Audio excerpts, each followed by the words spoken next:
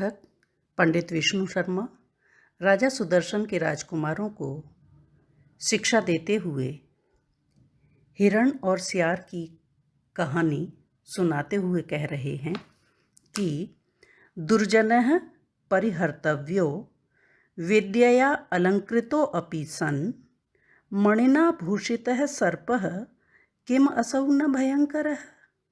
अर्थात सुनो,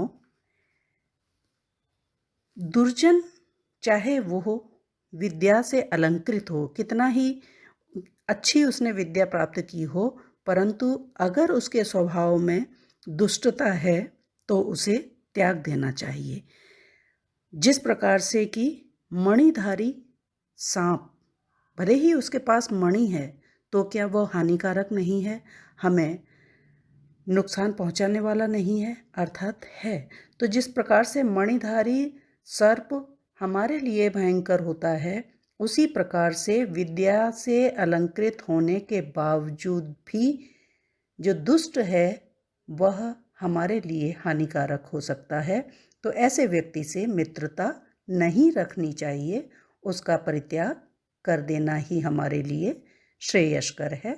इसी संदर्भ में वो आगे हिरण और सियार की कहानी राजकुमारों को सुनाते हुए कह रहे हैं कि मगध देश में चंपकावती नाम का एक वन था और उस वन में एक दूसरे के मित्र बने हुए एक हिरण और कौआ रहते थे।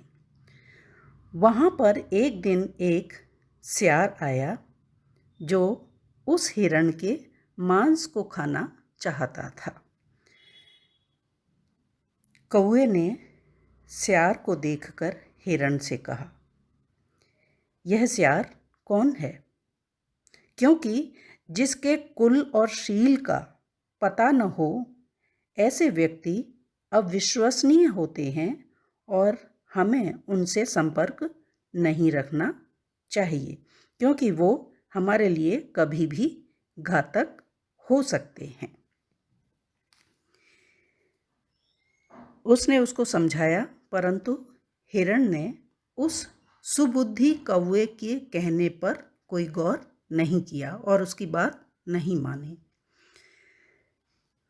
उसने उस सियार को अपना मित्र बना लिया।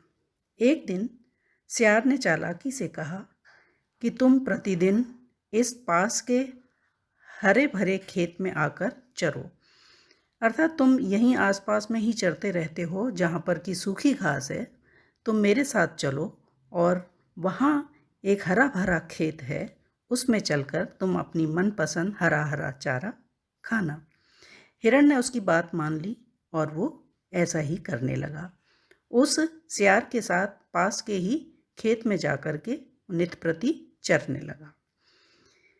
इस बीच एक दिन वो खेत में बिछाए गए जाल में फंस गया, क्योंकि रोज़ वहाँ जाकर के वो चरता था। तो खेत का जो मालिक है वो अपनी उजड़ती हुई फसल को देखकर चिंतित रहने लगा और उसने एक दिन विचार किया कि इस हिरण को मुझे जाल में फंसा कर मार देना है। तो उसने जाल खेत में बिछाया और जैसे ही हिरण उस खेत में चरने गया और वह उस जाल में फंस गया, जैसे कि उस खेत के स्वामी ने बिछाया था। हिरण को जाल में फंसा हुआ देखकर सियार बहुत ही प्रसन्न हुआ। आज उसकी चाल काम कर गई, क्योंकि वो यही चाहता था कि किसी प्रकार से यह हिरण परेशानी में फंसे और मैं इसका भरपूर फ़ायदा उठाऊं, किसी प्रकार से इसका मांस मुझे खाने को मिल जाए।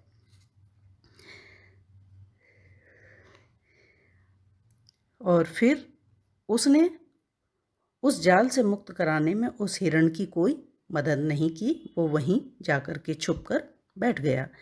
इतने में वहाँ हिरण का मित्र उसे ढूंढता हुआ कौआ आया और उस कौए ने हिरण को जाल में फंसा हुआ देखकर वो तुरंत समझ गया कि इसके पीछे रहस्य क्या है। कौए ने हिरण को समझाया कि मैं जैसे ही काँव काँव करूं, इस खेत का मालिक को जैसे ही मैं आते हुए देखूंगा और मैं काँव काँव कर लूँगा, उसी समय तुम इस प्रकार से लेट जाना जैसे तुम मर गए हो। वह तुम्हें मरा हुआ समझकर तुम्हारा जाल काट देगा और फिर मैं काँव काँव करूँगा, उसको सुनकर तुम तुरंत उठकर भाग खड़े होना।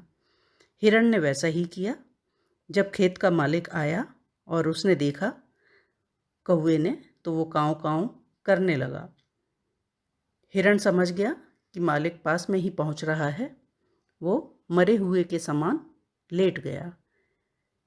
खेत के मालिक ने आकर देखा कि वह हिरण संभवतया मर गया है, इसलिए उसने उस जाल को खोल दिया।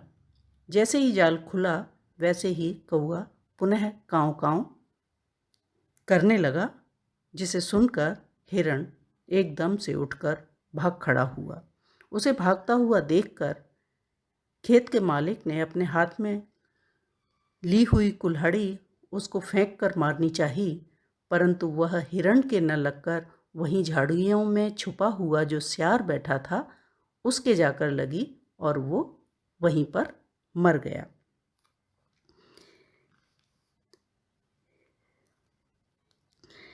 इस प्रकार से कौवे ने हिरण की जान बचा ली।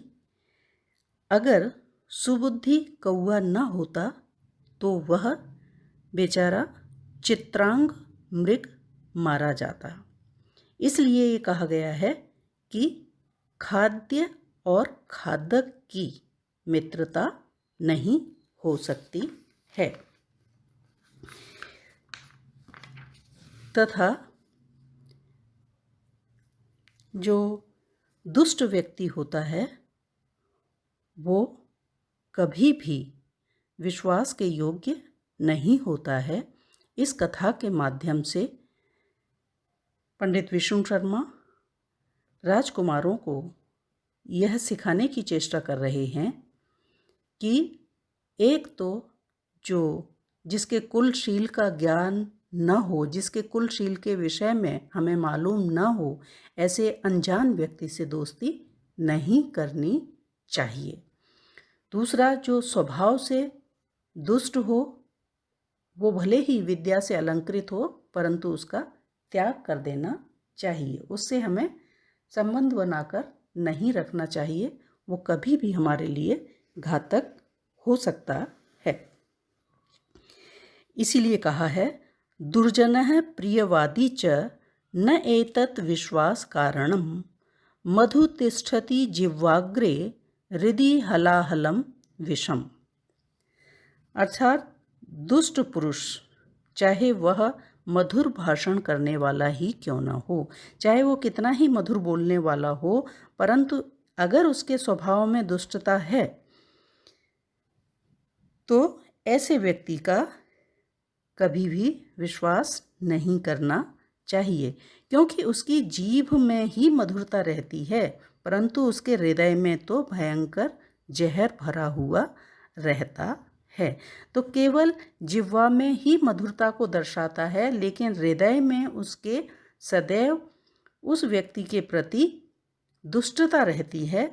अतः ऐसे दुष्ट व्यक्ति का, दुर्जन व्यक्ति का कभी भी विश्वास नहीं करना चाहिए। जिस प्रकार से कि वह सियार चित्रांग मृग को मीठा मीठा सामने से बोलता था, परंतु उसके मन में उसके लिए कितना बड़ा पाप था कि वो उसी को मार करके खा जाना चाहता था। तो ऐसे सामने मधुर बोलने वाले और मन में जहर पाल कर रखने वाले दुर्जनों के साथ, दुष्ट व्यक्तियों के साथ हमें मित्रता नहीं रखनी चाहिए। विष्णु शर्मा ने इस कहानी के माध्यम से उन राजकुमारों को यही शिक्षा देनी चाहिए।